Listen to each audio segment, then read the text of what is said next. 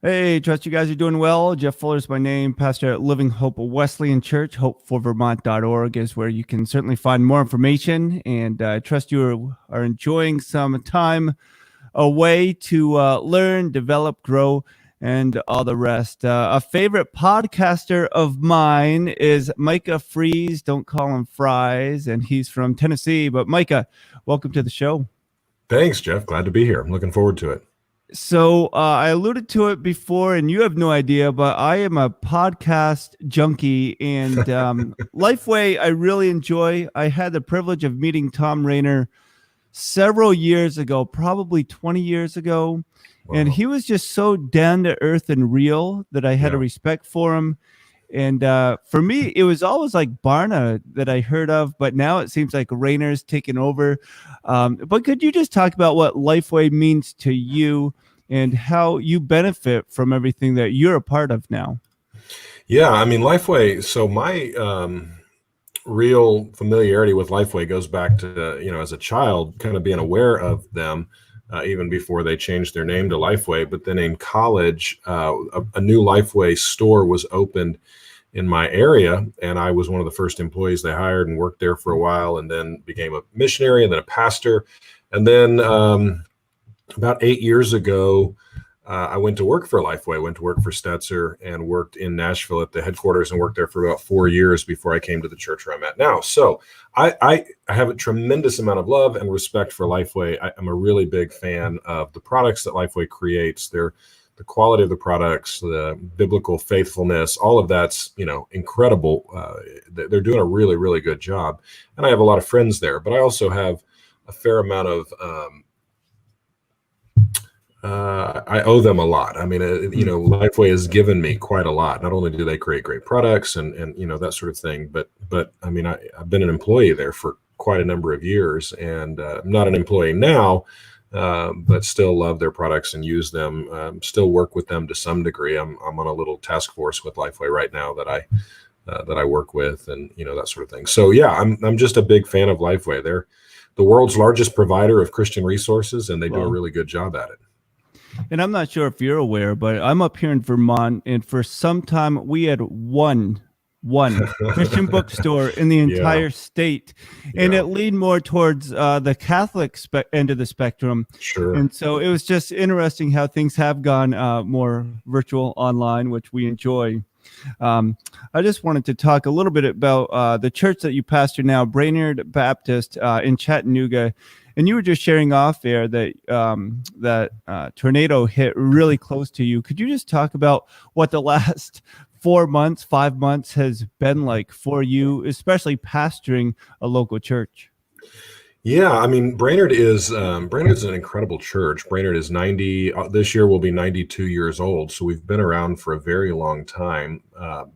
And really, it's one of the greatest privileges of my life to be able to serve them. I love serving Brainerd. I was telling someone just Saturday night that I mean, it's almost a dream to be able to pastor Brainerd. It's a great church, but it has become much more challenging in the last 3 or 4 months, not because the church has been challenging, but of course, like you and everybody else, COVID-19 has certainly changed things. And then about a month ago, we got hit with an EF3 tornado and 145 mile an hour winds. It was 1,500 yards wide, 20 miles long. And so it destroyed 345 homes, and it damaged 1,100 homes. And that doesn't count the businesses. I think somewhere around $350-400 million in damage. So we have a number of church members who were displaced while their homes are being repaired. Some of our church members who lost their homes completely, and they're having to build brand new from scratch. And in the middle of a pandemic, when everybody's supposed to be sort of isolating, we're having to come out of isolation, get chainsaws, and create feeding teams to try and feed Red Cross and Salvation Army, through those organizations, and try and then disaster relief, our Baptist kind of disaster relief arm. And yeah, I mean, it's just been it's not at all what we were planning in January. I'll just say it that way. Yeah. Well, one of my friends, he lives down in South Carolina now. He's from Canada, and he said that before you would get all upset about a blizzard, but typically people don't die during a blizzard, and you can prepare a little bit better than a tornado. I just wanted to bring up your website. I loved this page that it has 3 videos of you and your family about Yeah. meet Pastor Micah. It tells your story about planting a church in Africa. Your family picture, I'll put that up in a little bit. There is one in your family that does not look like the rest. And me being adopted by a family in Vermont, I always say that my parents are sophisticated rednecks because we are up in Vermont. What was that adoption like for you, that process, and what led you to that stage? Yeah, so you can see there on the screen, I'm married. Tracy and I actually, in 3 days, we celebrate our 20th anniversary. So we've been married almost 20 years. Yeah, thank you. And we've got 2 daughters. They look very young in those videos. Those videos were 4 years ago or so. So I've got a daughter that's 16, a daughter that's 14, and a son that's 13 that's not in those pictures. And he's the adopted son. So I grew up a military family, lived all over the world. I don't really, if people ask me where I'm from, I don't really know how to answer that question, to be honest with you, because I've just never lived anywhere very long. And so met my wife in college. We got married and moved to West Africa with the International Mission Board and planted churches in rural West Africa, and rural Burkina Faso is the name of the country. We worked with a people group called the Dagara people group, and did that for a little while. I got sick and we got sent home medically, and came back to the U.S., did my master's degree, started pastoring a church. And so I pastored 2 churches over a period of 10 years in Northwest Missouri, just above Kansas City. And so pastored those churches for 10 years. And then that's when I came to LifeWay, 4 years at LifeWay. And then I came to Brainerd, and I've been at Brainerd now 4 years. I'm about 8 weeks away from being here 4 years. So all that is sort of the background. Probably when we were serving in West Africa almost 20 years ago, we had multiple people come to us and try and give us their children. There was one time we were in a village we were working in, and they came to us with a child, and they said, this child's parents have passed away, and we voted as a village to give the child to you. And of course, legally couldn't do that. We weren't able to do that. There wasn't a possibility, but it rattled us. But I think what struck us even more, and really did rattle us even more, is our translator that lived with us. He and his wife, and they had a son. They had a daughter who was back home in Ghana, and they lived with their newborn son. We had a little apartment as a part of our house, and they lived there with us. And he traveled with us and was our translator. He was a Methodist pastor in Ghana, a wonderful man, and we're still friends with him today. And this is for a West African. This is someone who had a little more resources, and loved their children and had a stable family and loved the Lord.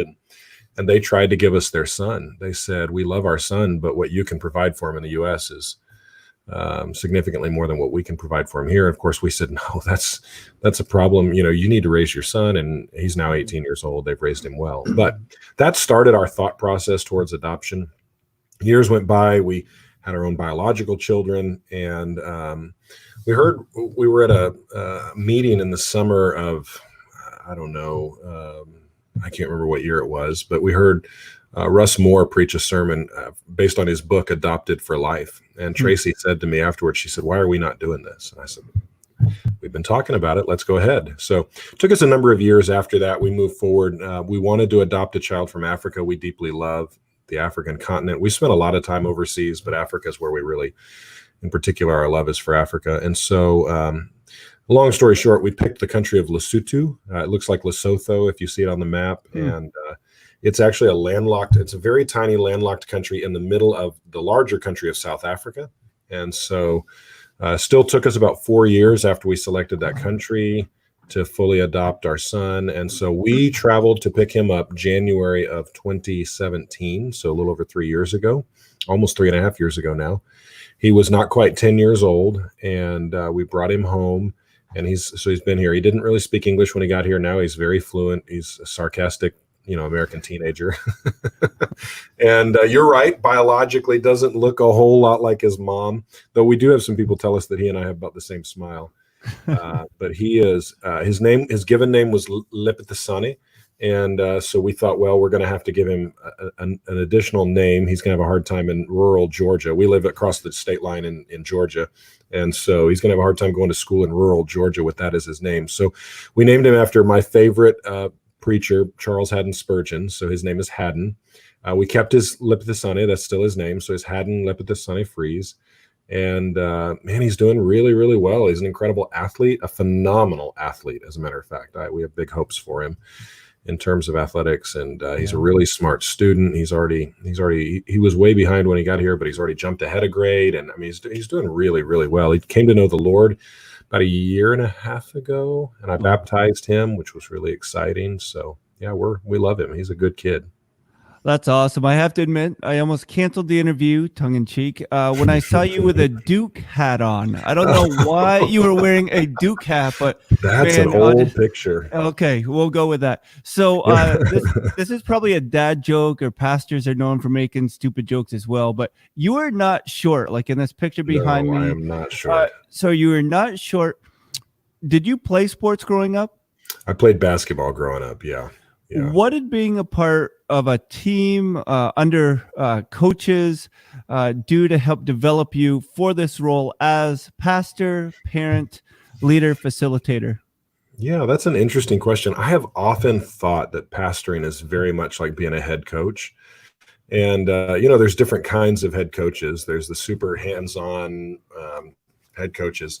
And then there are sort of the head coach by CEO who hires good people and lets them go. And there's value and benefit in both. I think about the Patriots, a guy like Bill Belichick is probably a lot more hands-on as a head coach. You think about Bobby Bowden, who was more, with FSU, that great run for about 20, 25 years. He was more of a CEO type leader. I think for me, one of the things that I've learned is trying to understand strengths and weaknesses. And staff around weaknesses. So I want to be able to lean into my strengths and staff around weaknesses. And I want to be able to recognize the responsibility of developing others, right? Good coaches are those. I think about historically like a Tom Landry. When you look at the Cowboys' longtime coach, Tom Landry, you look at the coaching tree under Tom Landry, and one of Landry's greatest legacies is not just that he was a great coach, but he left a huge lineage of coaches behind him. I think that's actually one of the interesting things about Bill Belichick. He's been extraordinarily successful, but the guys who have come up under him have not generally had success. And I think there might be something there about the difference between sort of a developer and a deployer coach versus the real hands-on sort of high maintenance type coaches. I don't know. Nick Saban is another good example, though. Saban tends to be pretty hands-on, and he's now seemed to produce some folks like Kirby Smart at Georgia, and that sort of thing. So anyway, yeah, there's a whole lot of host of other lessons we could talk about, but those are some of them. And so you wrote a book, Leveling the Church, with Jeremy Maxfield. And I know you can't see it behind me, and hopefully you remember the quote, whether you said it or Jeremy, but it said, "One of the reasons the church is so impotent is because we are expecting a small number of religious professionals to do what God is calling the entire church to do." And I know for me during this time, especially, we understand engagement is greater than attendance. We're trying to say we aren't just scattered, we are deployed and commissioned. But I look at my own leadership and I'm like, wow, in the last 3 years, 5 years, in the last 6 months, I wish I would have done a better job preparing the people that come to church to do the works of the ministry, as it says in Ephesians. What are your thoughts on that? Yeah, no, I think, Jeff, you're right. And I think, this is a passion for me. It's something I've worked on for a long time, and I've been thinking the same thing over the last 8 weeks. So you're not alone. I do think one of the things that we really miss, so leveling the church, people ask, are we trying to destroy the church? No, we're not trying to destroy it, level it. We're trying to level the playing field, pastors, lay people, create, this atmosphere where we're all engaged in God's kingdom work. One of the things, Leveling the Church is often viewed as sort of a leadership book, and it is. I think of it as a discipleship book, to be honest with you, because if you look at Ephesians 4, which is the text that the book is based on, Ephesians 4 says, God gave some to be apostles and prophets and pastors and evangelists and teachers for the equipping of the saints for the work of ministry. And then the text goes on to say, for the building up of the body, for the building up of the church, right? Ultimately into the image of Jesus. And this is what we miss. We're not trying to see a church that's more sort of decentralized so that there's just more people to pull the line.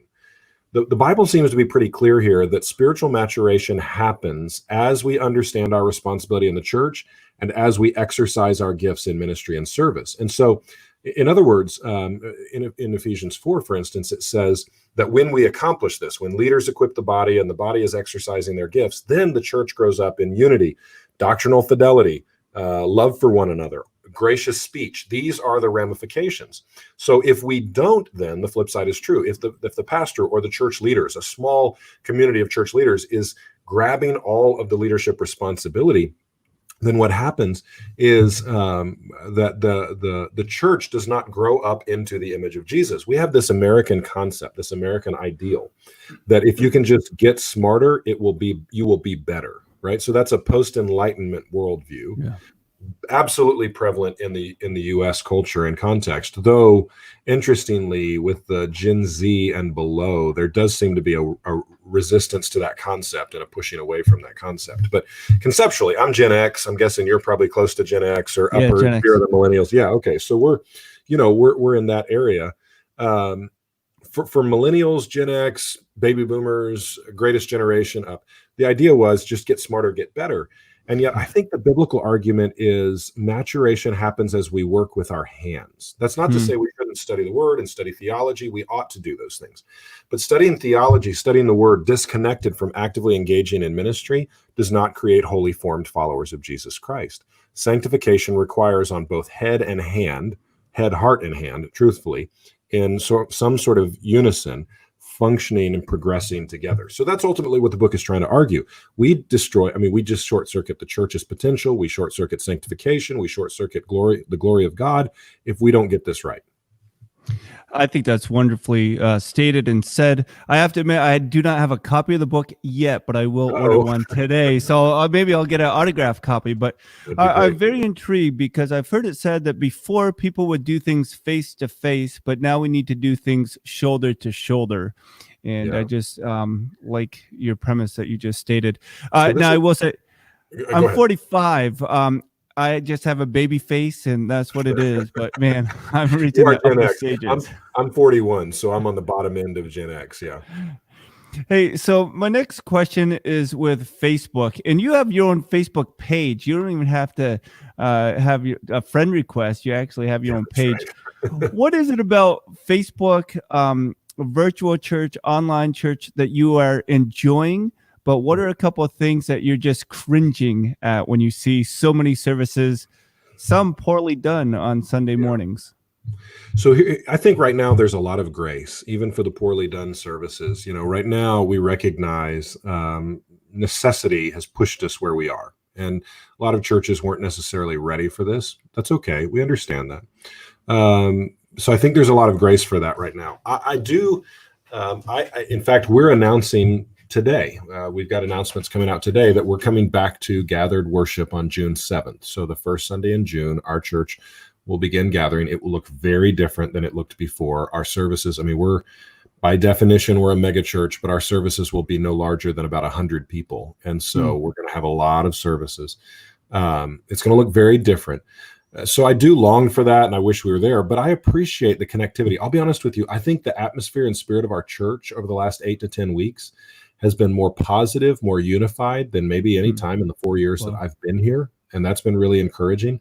I think I've said this multiple times. If this pandemic would have happened 15, 20 years ago, we'd have been in big trouble because we would not have been able to facilitate even poor versions of online, of church online. So let's talk about Facebook as an example. As soon as I finish with you at noon Eastern, I'm going to host a prayer gathering. We do 3 of these a week. I do one at noon on Mondays, one at 8 a.m. One at 9 a.m. on Wednesdays, and one at 5 p.m. on Thursdays, in an effort to be able to connect with everybody, no matter what your time schedule is. We do this 3 times a week, and we've been doing it for 8 or 10 weeks now. And so I think the virtual environment has heightened our commitment to prayer. Sure. It's allowed our church to gather together. It's made us more accessible. Our church probably sees me live online at minimum once a day, almost 6 days a week, maybe. And so that's made us more accessible. People have been much more intentional about connecting with other people, checking in on them, and that sort of thing. So I'm thankful for all of that, but it all pales in comparison to an actual face-to-face, person-to-person.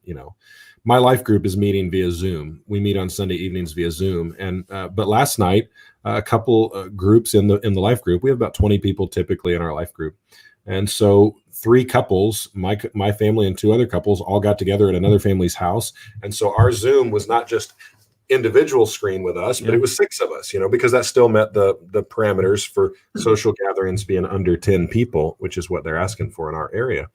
And so we were still, it was kind of a hybrid of being in person and but I'm telling you, just the fact to sit down for a few hours with 6 adults in the same room together, we shared a meal. I mean, there's just no way to replicate that. And so that's what I miss more than anything. And I'm an extrovert, I'm an optimist, and I'm an extrovert. So give me time with people and I'm happy. And I've missed that a lot. Yeah, so have I. Behind me, you can't see it, but it's a quote that you said at a chapel. Be a people who hold the gospel as the most precious prize in our lives. What do you think people are holding as the most precious prize, if not the gospel? Yeah, so I would say that one of the things, so let me be very clear. The coronavirus, the pandemic is bad. People are dying. People are very sick. Economy has been devastated. People have lost their jobs. So I don't hear what I'm about to say as if I'm saying, well, oh, shucks, this has been a good thing. But one of the values of the pandemic over the last 10 weeks is that it is stripping away from people their idols. Yeah. And God is good to us, even in the midst of a difficult moment like this, to strip away our idols and our idols of security. For instance, as Americans, our idol of self-sufficiency has been torn down to a great degree. Other countries have done better than we have in some ways. And other countries have had access to some medical supplies and have had better healthcare at times than we have, and that's not to say, I mean, our medical care has been great. And I've got a couple members of our church who are in New York City right now working as nurses in the ER. And so I'm grateful for that. But we've just, some of the facade of self-sufficiency and that sort of thing has been stripped away. One of the things that I think had been building for a long time in our consumer society is that church was sort of a negotiable option. Gathering together with the people didn't matter that much. And that's been stripped away, right? People are recognizing, no, I want to be with people in the room, worshiping together. So, there are, one of the things about idols, we talk about other things that people hold as prizes, other things that people hold as precious. We would call those idols, right? Anything outside of Christ that we hold to in that way is an idol. And Tim Keller has rightly said, and I agree with him on this point, that idols are almost never bad things. They're almost always good things that we look to deliver something that only God himself can deliver. Sure. So we look to food, we look to work, we look to family, we look to money, we look to sex, we look to alcohol, those sort of things as our, the thing that will provide our identity, our purpose, our satisfaction in life. When the truth of the matter is only Christ can do that. And the pandemic has really stripped away a lot of that and helped reveal to us our need for Jesus. Now, whether people are going to chase after him or not, that's still to be seen. But I think there's a benefit in that it stripped a lot of that away. Yeah, I think that's a great point. I just wanted to ask a question regarding something that happened recently. Another clergy member evidently took his own life. When you hear or sense that despair, what are your thoughts? How important is it as pastors we understand we have the good news to share, but we have the good news available to us as well? Yeah, and that pastor you're talking about was a friend of mine. I mean, we've known him for almost 15 years. In fact, he and I were our last phone conversation was about 6 weeks ago. We celebrated with each other and prayed together.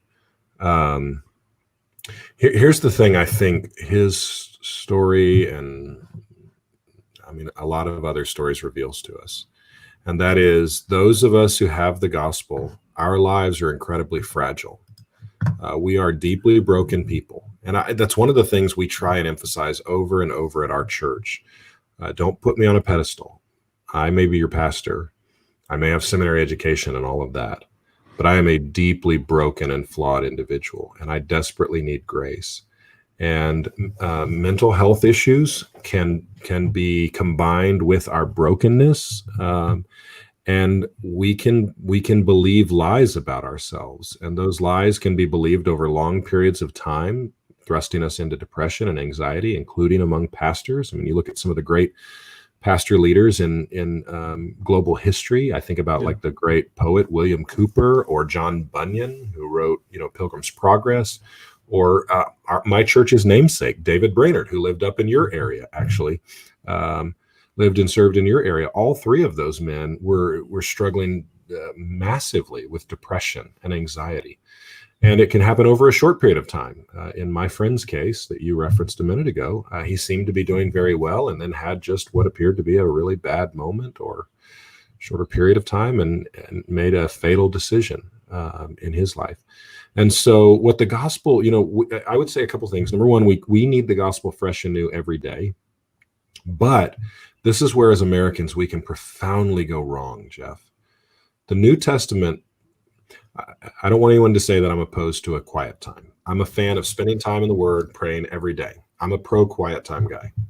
But I dare you to make a strong biblical expository case for a quiet time. You're going to have a hard time. Right. What you will find a very strong case for, I believe the number one discipleship mechanism in the Bible is the church, the local church, the community of Christ. God designed us to function in community and to grow together into the image of Jesus. And this is why, for instance, in the book of James, we love the portion of the scripture that says the effective fervent prayer of a righteous man avails much, but we leave out the first part of that verse that says confess your sins to one another so that you might be healed. Right. Most of us in the American church don't know what it's like to live with that kind of transparency and intimacy with other believers, where we can go to them in our brokenness and say, I'm not doing well today. Can you help care for me? And I think his story, like so many other stories, is a cautionary tale and a reminder of our own fragility, our own brokenness, our own need for the gospel, and our need for each other. Well, thank you so much just for sharing that. I just have a couple questions, and I'll get you out. Micah Fries just making some time from Tennessee. Behind me, it talks about you did a webinar about creating a sending culture in your church. What's the best way to send people now where some people feel like they're already being sent? Well, I think the best way to build a sending culture is to practice being a sent people where you are. So every one of us think of ourselves as missionaries living on mission, in the place. We like to say, we send a lot of mission teams at our church. I mean, we send in a low year, maybe 35 or 40, in a higher year, maybe 50 teams a year that we're sending out from our church. But we like to say the mission trip, the only thing that changes is geography. You're already, what you're doing, the way you engage the world, that's the same. So first, I would say start with creating a culture of living as a sent people where you are. But I think beyond that, you need to model it as a senior leader yourself. Like, are you practicing living sent, loving the nations, engaging the globe? And then are we celebrating every person who goes out from our community and congregation or are we trying to hold on to them? Yeah. And so, do we hold our people, love them well, but hold them loosely, that if Christ calls them to go, we're going to celebrate them as they go. And I think that's, when people say, well, I'm already, I'm struggling with whether I'm sent or, that whole sort of idea. I think we need to recognize that this is not our home. We hold to this loosely right now. The world is open and available to us. Wherever Christ calls, our lives are a blank check. We each get about 75 years on this earth, and let's maximize those 75 years, knowing that we're going to have forever and ever and ever with Christ in eternity once this life is over. So let's hold on to sort of the moment where we live loosely and be open to go wherever Christ would call us to go. I think that's great. Thanks again for making the time. I do have one question. I just got to get to it. There we go. The Established Church podcast. You guys seem to have a good time. I actually had the privilege of interviewing Daniel M. the other day, and it was just fun. And he was up in Montreal, so close by here a few years ago. But I asked him, sometimes when you're on a podcast, everybody looks at you as the expert. How do you fight feeling like you know everything versus not knowing, just going through the journey like everyone else? So for you, with two other guys on that podcast, why the Established Church, and why, or do you think it's better being a part of a three-man crew versus just giving your own thoughts? Why the Established Church? The three of us on there have never served in new church plants. We've all been, the church I'm serving now is going to be 92 years old this fall, and it's the youngest church I've ever served as pastor. So, wow. So we love the Established Church. And frankly, the vast majority of churches in America and in the world are established churches, and there were very little resources specifically designated toward them. So that was why. As to whether it's better, to have a three-man crew versus a one-man crew,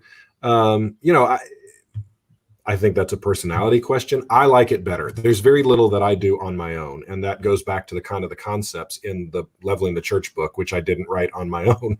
I wrote it with a friend, and so I would prefer to do everything in community. And so I don't have a problem at all with somebody doing something on their own. I think that's great. I just, personality wise, it works better for me to do it with a 3-man crew. And the first question that you asked, how do you keep from feeling like you know everything? Well, I mean, anybody who's pastored for any length of time is going to be very aware of the fact that they don't know anything. And I think one of the best things you can do is say that a lot. So hopefully you hear us on the podcast talk about our failures and mistakes. I try and not have a Sunday go by that I don't acknowledge, hey, I struggle with this, or here's a particular way I'm struggling. I mean, we know it. We just need to say it, For sure. So Leveling the Church is the name of the book. Micah Fries and Jeremy Maxfield.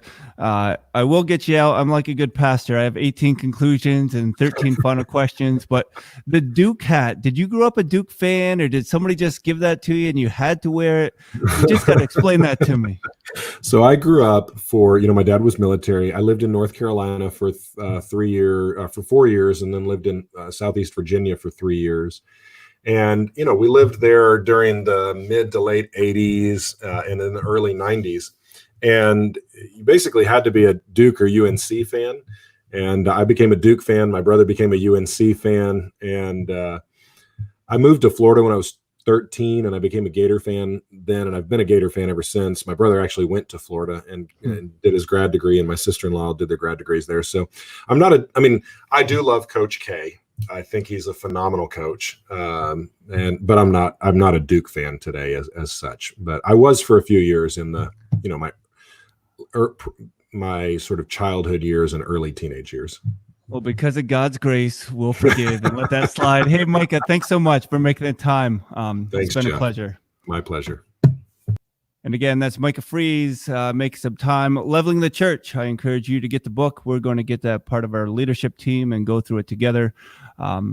Hopefully we'll see you again on Sunday, and not just you, but invite someone to join in your living room as we can gather together in groups under 10 as well, and just celebrate that we have the body of Christ. His family is our family, and we're together. All right. We'll talk to you soon. Thanks so much.